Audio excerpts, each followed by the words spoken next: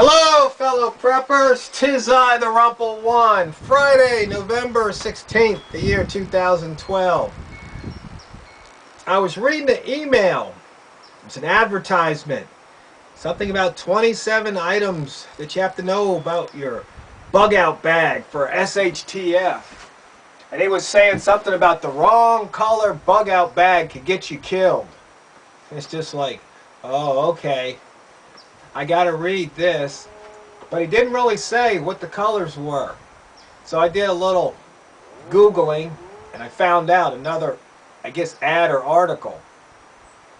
And he said that, if you have a camo backpack like this, it could get you killed. He said you should have a dark blue one. Or the second best color is black. I mean, how about a plaid? I mean, really? Come on. Do you think I'm that gullible? Some of these things are laughable. But when you think about the whole idea about preppers, like I told you, by giving us a name, a label, preppers, they can market to us. So he must have picked up my name, my email address somewhere out there and decided that, hey, I'm a prepper, so let me see if he can hit me up for $7, because I guess the normal price was $29.95, but because they're going to send me this information in a downloadable format, they could pass the savings on to me, so I only have to pay $7. Because that's not that much money, $7. I mean, really. But when you think about it, if this guy sells to 1 million preppers, he just made $7 million. If he sells to 100,000, just made 700,000. If he sells to a lousy 10,000 preppers, he just netted 70 grand. Well, guess what? He ain't getting rich off of this prepper. But this is just my opinion. Who knows? Maybe one of those 27 tips could be really good. But to believe that this is going to get me killed and this isn't, now come on. That's just foolishness. And I'll tell you why. I think I did a video early in my YouTube filmmaking career. And I said there's basically 3 kinds of people. You got your shepherds. You got your sheep. You got your wolves. So, if the stuff hits the fan, you're going to have a lot of sheep out there. Sometimes they call them zombies. People wandering around not knowing what to do, hoping the government or somebody will come save them. The zombies, right? The sheep. Then you've got the shepherds. These are the people that have prepared, and they're going to help their neighbor. They're going to help their community. They might even be a government worker. We're here to help you. We're going to shepherd you. We're going to round you up and protect you. Then you got the wolves.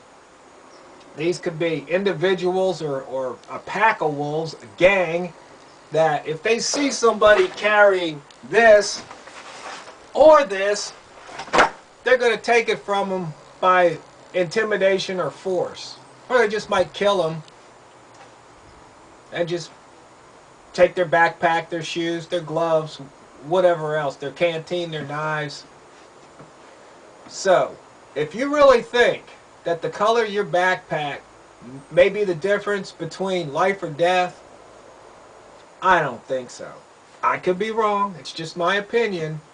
But I don't think I'm that gullible. See, yeah, this will blend in. This is cool and all. But it doesn't matter, because if you got to grab one of those things, you better be on the lookout for wolves. Unless you're a wolf. But even then, you better be on the lookout for a wolf. Because they're out to get you. It's just that simple. I made mention earlier about what you really need in these bags. If you're grabbing and going because it's a 72-hour bug out and you plan on returning, you only need a few items. And chances are, I know this might sound funny, but you really don't need food. Unless maybe you have diabetes or something. But you really don't need food for 3 days. You can go for 3 days without food. You're not going to die. I mean, face it. Take a look in the mirror and tell me you're going to die in 3 days if you don't eat. You might be uncomfortable. You might feel a little weak, but it's not that critical. I'm not saying don't pack any food, but you don't have to pack 50 pounds of food. A couple bags of peanuts, a couple candy bars or energy bars or something like that. You know, maybe some powdered soup or something. Water, that's a little bit different. You can pack, you know, a canteen or liter of water and have your filter so you can filter more water depending on where you are. Now, if you're in the middle of the desert, you might want to pack a little more water. But the most important thing, really, no matter where you are, is you've got to keep the temperature of your body regulated. So you better have things like warm shoes, warm socks, gloves, something to keep your head warm, a jacket, something to keep the rain off of you if you live in a rainy area. That's what you really need to worry about, especially if you're going to be exposed to the elements, because exposure is going to kill you before a lack of food or lack of water. There's only one thing that would kill you quicker than exposure, and that's if you don't get any oxygen. But for the most part, you don't have to worry about that, unless maybe you're in a forest fire and there's smoke everywhere and you need to breathe. But the point of this video is that I really hope nobody out there is falling prey to these claims that the wrong color backpack is going to get you killed. It's not. You carrying a backpack, once again, in an SHTF scenario, no matter what the color, is telling the world and everybody looking at you is that this guy's got some supplies. And hopefully, you've got something in there that's going to protect you from the wolves and the zombies. Because, see, or the sheep.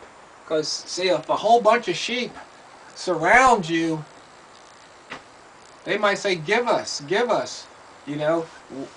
We voted for Obama. You've got something we need, so you should give it to us. I just had to throw that in there. But I think I've made my point. The wrong color backpack is not going to get you killed. Don't fall for foolishness like that.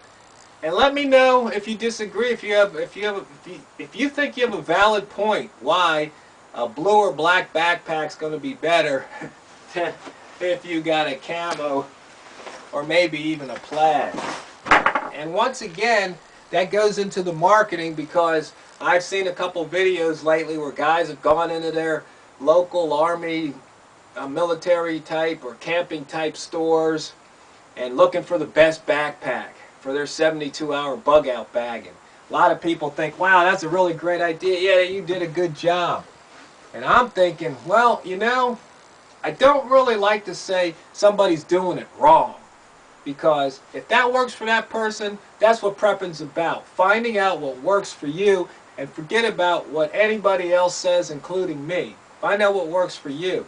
But when you go out there in the public and you put yourself out there, I think you have a slight responsibility to use some common sense and not promote people just going out spending money buying things that they don't need. I mean, sure, you know, some of these backpacks have, you know, really cool pockets. This one I, you know, picked up at the thrift store for $5. And this is all you need. I mean, really. And the main thing is while you're out there, go to your local dollar store and buy yourself a box of those gallon-size freezer bags, the zip ties, and put your stuff in there before you put it in the bag. Then everything is separated out. You get first aid, you can have food, you can have toiletries, you can have whatever. You separate it all out. They're clear plastic so you can see them right there. They're right in front of you. Pull them out, and once you put something in the bag and zip it up, it's waterproof. So if you get rained on, what's in the bag stays dry. And the other thing is, what you can do with that bag is, if you have to, you can use it, take the stuff out, use it to carry water. That's one thing. Or maybe you're going to have to go through some wet stuff. You take a couple of those bags, put them around your feet. Now your feet don't get wet. So take something for $1 and go to the thrift store, find yourself a bag, and you can make your own perfect bag and save all that money to buy rice and beans or to buy more bullets or Band-Aids. So, I mean, I saw a guy, there was some little attachment that's like 30-some bucks. He's like, okay. But once again, that's that person's opinion. I salute them for prepping, but I think that if they take a step back and go, wait a minute, am I becoming a techno weenie, getting all caught up in the gear? Because I think it's better to, it's not the gear that's going to make you survive, it's the knowledge, it's the experience, it's the know-how. That money might be better spent on buying a good book, one of those Army military type survival manuals. But I guess I'm kind of getting off the point, making points I've already made in other videos. But anyway, please don't fall to this prepper marketing stuff. Chances are you really don't need that much more equipment. There's some things might be nice. Like on my list is I want one of those shaker flashlights because I got plenty of lights that have batteries, but might be a time when the batteries are dead. What do I do? Yeah, I've got a little solar thing. I could charge batteries, but you know, when you grab it and going, you just never know. So, anyway, video's probably gotten into the boring zone. No matter what, just remember, if you fail to prepare today, you might not be able to prepare tomorrow.